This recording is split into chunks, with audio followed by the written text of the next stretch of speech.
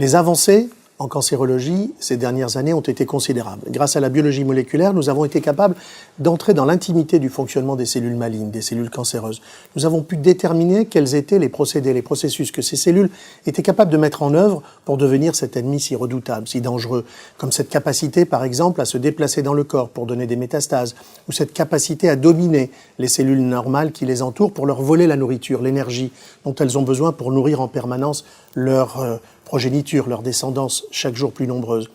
Mais ce qui est intéressant, c'est que non seulement nous avons pu déterminer la nature de ces processus, c'est-à-dire en réalité des protéines que les cellules cancéreuses fabriquaient pour pouvoir se déplacer par exemple, ou pour dominer les autres cellules, mais surtout, en connaissant mieux ces protéines, ces processus, nous avons été capables d'identifier, de mettre au point des nouveaux médicaments ciblés sur ces protéines, ciblés sur ces mécanismes.